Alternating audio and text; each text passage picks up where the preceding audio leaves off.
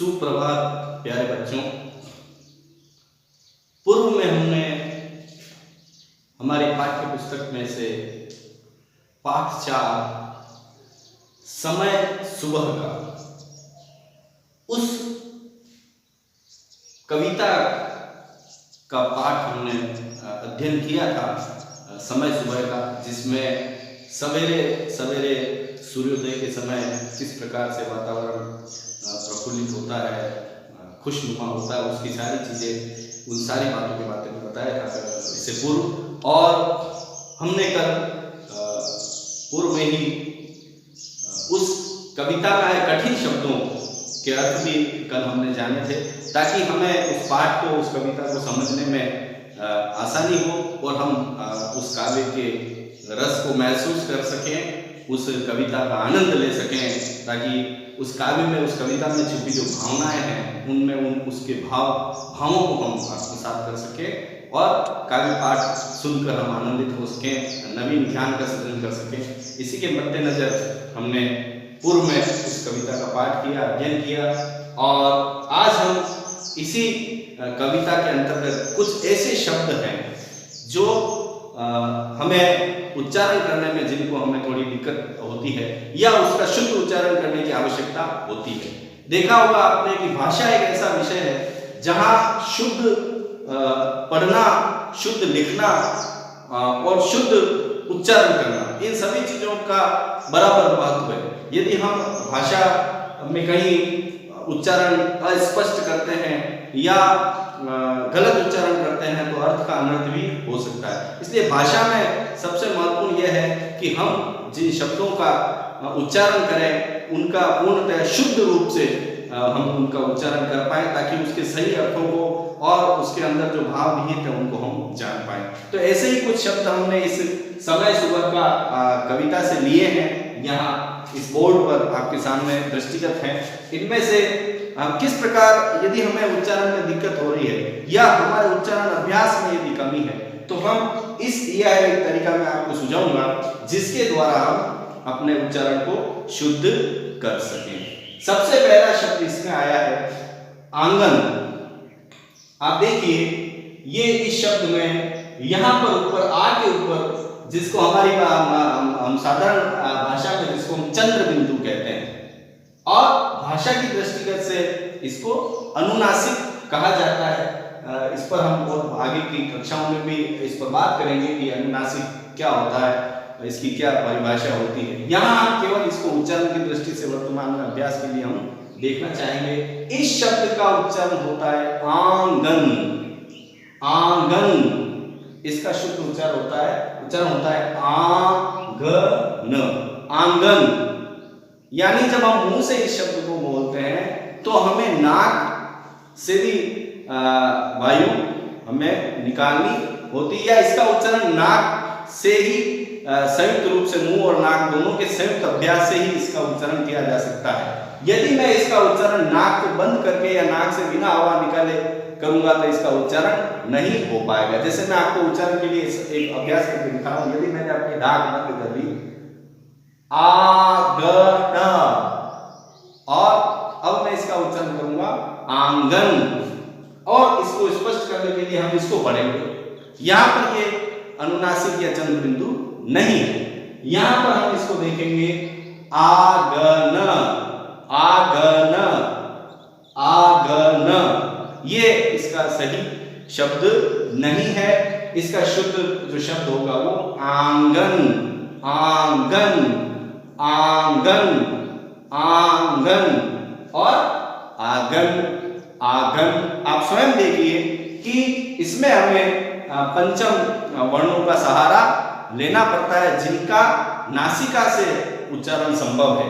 बिना नाक के इनका उच्चारण किया जाना संभव नहीं है। आंगन, आगन, बाग बगीचा आंगन महका, न कि बाग बगीचा आंगन महका। आंगन, आप भी अभ्यास करिए। आंगन, आंगन, आंगन, आंगन, आंगन। बहुत अच्छा। इस तरह से देखिए, भाषा में यदि हम उच्चारण में शुद्धता ला रहे हैं तो हमें इसके लिए सब एक ही हमारे पास इसका तोड़ है कि हम अधिक से अधिक उसके शुद्ध उच्चारण को सुने, उसके शुद्ध स्वरूप को सुने और फिर हम अपने स्वयं मुख तंत्र से उसका शुद्ध उच्चारण करने का अभ्यास करें। तो यहाँ आप देख पाएंगे कि आंगन और आगन, आंगन और आगन, इस प्रकार से हम इनको अंतर कर सकते हैं। तो आप शुद्ध का अभ्यास करेंगे, आंगन, आंगन, बाग बगीचा आंगन महका, न कि बाग बगीचा आंगन महका, बाग बगीचा आंगन महका। तो यहाँ पर ये जो शिर आ के ऊपर जो लगा हुआ है अनुनासिक, ये इसकी ये खासियत होती है कि इसके उच्चारण में मुंह और नाक दोनों से वायु उत्सर्जित होती है, या इस ध्वनि का उच्चारण मुंह और नासिका दोनों से एक साथ किया जाता है। इसीलिए यदि हम इसको बोलेंगे तो आंगन, आंगन और आगन, तो शुद्ध रूप ये है आंगन। इसके बाद इसका चिन्ह इस प्रकार का होता है ये, और जहां तक भी ये इसके जस्ट यहाँ पर सीधा ही ऊपर यहाँ पर लगता है, आगे पीछे नहीं लगता, ये भी हमको ध्यान रखने की आवश्यकता है। आंगन, आंगन। उसके बाद अगला शब्द आया है अंधेरा, अंधेरा यानी अंधकार, अंधेरा। अब यदि मैं इस नासिक ध्वनि का उच्चारण नहीं करूं, नाक से नहीं बोलूं या नाक से मेरी वायु नहीं निकलती है, तो इसको यदि मैं बोलता हूं तो ये उच्चारण इसका आता है अधेरा, अधेरा, अधेरा, अधेरा। ये बिना इस चिन्ह के ये शब्द है। और यदि इसका शुद्ध रूप देखेंगे तो अंधेरा, अंधेरा, अंधेरा, अंधेरा, और अशुद्ध उच्चारण होगा अधेरा, अंधेरा, अंधेरा और अंधेरा। तो शुद्ध रूप इसका होगा अंधेरा। आप एक बार उच्चारण करिए मेरे साथ, अंधेरा। एक बार बोलिए अंधेरा, अंधेरा, अंधेरा, अंधेरा। नहीं अंधेरा, नहीं धुंधल का, यानी अंधकार या अंधेरा चला जाना। तो इसका शुद्ध उच्चारण होगा अंधेरा, अंधेरा। और इसमें यदि हम देखेंगे तो बिना नासिका या बिना नाक की सहायता से इसको बोला जा सकता है, अधेरा, अधेरा। अगला शब्द है धुंधल का, धुंधल का, धुंधल का। यहाँ पर शुद्ध में आगे में सबसे पहले शब्द आया धुंध, जिसको हम सवेरे सवेरे आपको बता रहे थे कि किस प्रकार से कोहरा छा जाता है सूर्योदय से पूर्व के जो समय वो सूर्योदय की वेला में, एक प्रकार से जब सूर्योदय होता है तब आसमान में हल्का हल्का जो धुंधल का होता है वो छटने लग जाता है। तो ये धुंधल का यानी धुंधला दिखाई देना, वातावरण में धुंधलापन होना, धुंधल का। और यदि इसको यहाँ पर भी चंद्र बिंदु है, ये थोड़ा सा बनावट में आपको नहीं दिख रहा होगा, यहाँ पर भी वही चंद्र बिंदु, जिसको भाषा में इसको अनुनासिक कहा जाता है, धुंधल का। और यदि हम अनुस्वार नहीं लगाते तो इसका अशुद्ध जो स्वरूप बनता है वो बनता है धुंधल का, धुंधल का, जिसका कोई अर्थ नहीं होता, धुंधल का। धूंध, धूंध, धूंध, यानी नासिक का हमें सहयोग लेना पड़ेगा, धुंधल का, धुंधल का। एक बार इसका भी उच्चारण करिए आप मेरे साथ, धुंधल का, धुंधल का, धुंधल का, धुंधल का। धूंध से, धूंध से बना धुंधल का। उसके बाद ऊंची, ऊंची, ऊंची, ऊंची, ऊंची, ऊंची मतलब ऊंचाई पर, ऊंची। और यदि इसको मैं इसका उच्चारण नहीं करूं तो क्या आएगा, ऊंची, ऊंची, ऊंची। और शुद्ध इसका उच्चारण होगा ऊंची, ऊंची। आप एक बार मेरे साथ बोलेंगे ऊंची, ऊंची, ऊंची, ऊंची, है ना। हम कहते हैं ना ऊंची ऊंची चोटियों पर, ऊंचे ऊंचे पर्वतों पर, ऊंची ऊंची शिखाओं पर, तो वहां ऊंचाई, ऊंचा, है ना, उसका शुद्ध रूप होता है तो ऊंची, ऊंची ऊंची। और यदि इसमें अनुस्वार नहीं आता है, अनुनासिक नहीं आता है, तो इसका साउंड क्या होता है, इसकी ध्वनि क्या होती है, इसकी आवाज क्या होगी, ऊंची ऊंची ऊंची, है ना। जब बोलने में भी हमें अस्पष्ट लग रहा है, ऊंची ऊंची, तो इसका शुद्ध उच्चारण होगा ऊंची ऊंची। आपको भी 5-5 बार इसका उच्चारण का अभ्यास करना, जहां पर भी आप, क्योंकि भाषा को यदि हम हमारे उसका शुद्ध उच्चारण सीखना चाहते हैं, तो उसके लिए एक ही सबसे अच्छा प्रयास है, वो है इस भाषा का बार बार सही शब्दों का आप उच्चारण का अभ्यास करेंगे। किरणे, आप देखेंगे इसमें उच्चारण में सर ने ये क्यों लिखा, ये तो हम जानते हैं। यहां पर क्या त्रुटि हो जाती है, ये न है और ये न है, ये एक ही वर्ग का है, त थ द द न, सॉरी क्षमा करें, एक वर्ग का नहीं है। ये किरणे और ये किरणे, ये है किरणे और ये किरणे।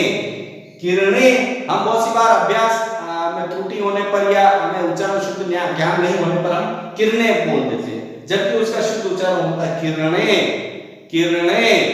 हणे न, ट ठ ड ढ न, ये उस वर्ग का है, और ये त थ द ध न, जब इस वर्ग का ट वर्ग का है और ये त वर्ग का है, तो उच्चारण अपने आप में इसका भिन्न होगा, इसलिए हमको इसका अभ्यास करने की आवश्यकता है। किरणे, आप बोलिए मेरे साथ, किरणे किरणे किरणे। बहुत अच्छा, एक बार वापिस, किरणे किरणे किरणे। बहुत अच्छा।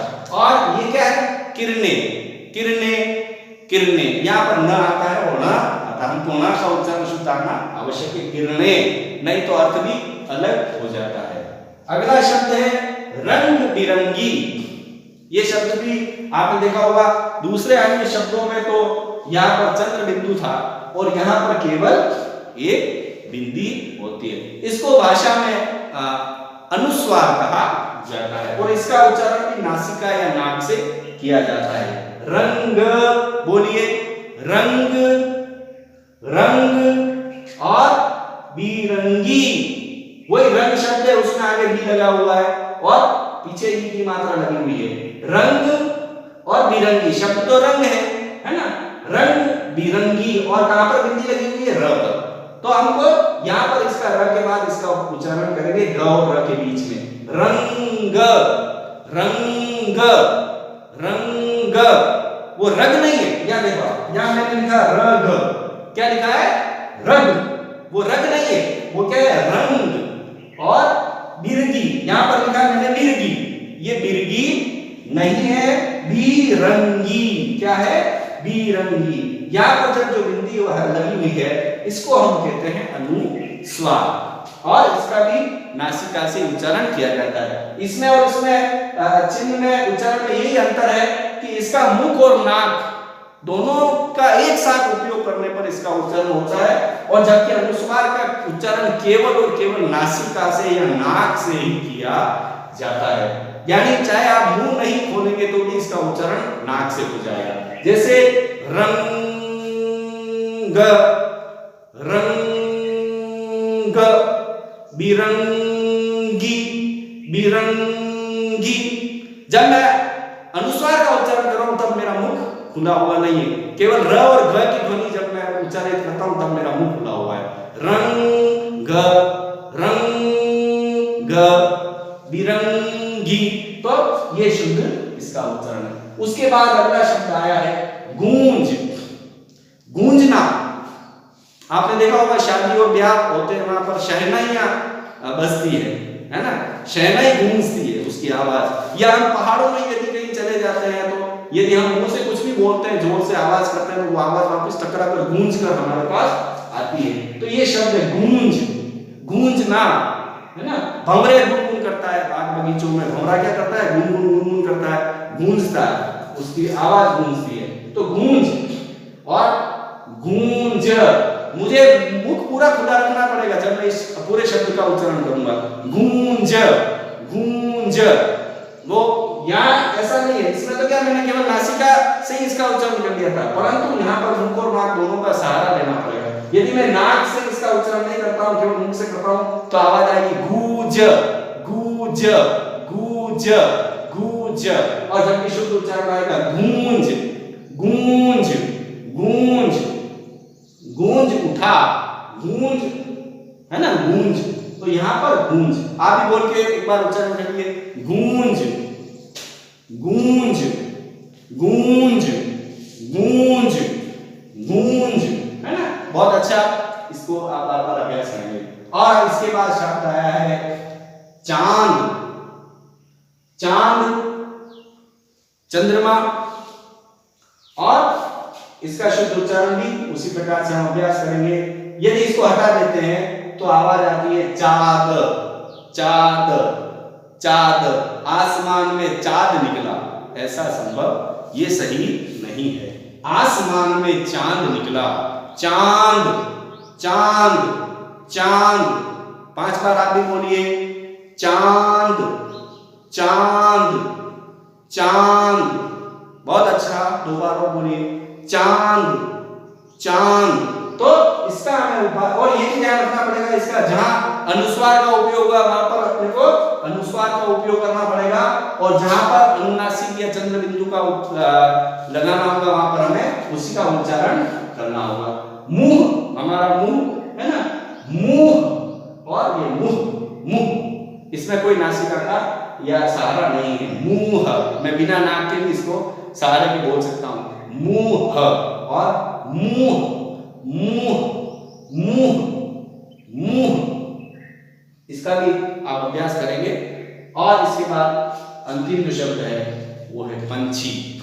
पक्षी से तात्पर्य है यहाँ पर खग, विहग, विभिन्न प्रकार के पक्षी आकाश में उड़ते हैं, चहचहाते हैं, उनके लिए ये शब्द आया है पंछी। और यदि मैं यहाँ अनुस्वार नहीं, पंछी, पंछी, पंछी, और यदि अनुस्वार का नहीं लगाता हूं मैं, बिना अनुस्वार के शब्द लिखता हूं तो पक्षी, पक्षी, पक्षी, पक्षी, और जबकि शब्द सही क्या है, पंछी। आप भी इसके लिए मेरे साथ बोलेंगे, पंछी, पंछी, पंछी, बहुत अच्छा, पंछी, पंछी। तो आपने देखा बहुत अच्छा कि ये इस प्रकार के विभिन्न प्रकार के जो शब्द हैं जो इस पाठ में, इस कविता में समय सुबह का में आए हैं, और वहां पर आपने देखा होगा विभिन्न शब्दों में कहीं तो अनुस्वार और अनुनासिक का उपयोग सभी शब्दों में लगभग किया गया है। एक या दो शब्द, एक शब्द ऐसा था जिसमें ण और न का भेद किया गया था। जहां पर ण का उच्चारण होता है वहां पर न का उच्चारण करना पड़ेगा, और जहां पर न का उच्चारण होता है वहां पर न का उच्चारण हमको करना पड़ेगा, क्योंकि इनका उच्चारण स्थल अलग अलग है और इनका सही वर्ण लगाने पर ही सही अर्थ इनका निकलता है। तो हम इस पाठ में आए हुए जो उच्चारण के लिए जो शब्द हैं इनका आप घर पर भी अभ्यास करें, और बार बार अभ्यास करने पर ही हम इसका शुद्ध उच्चारण कर पाएंगे। धन्यवाद।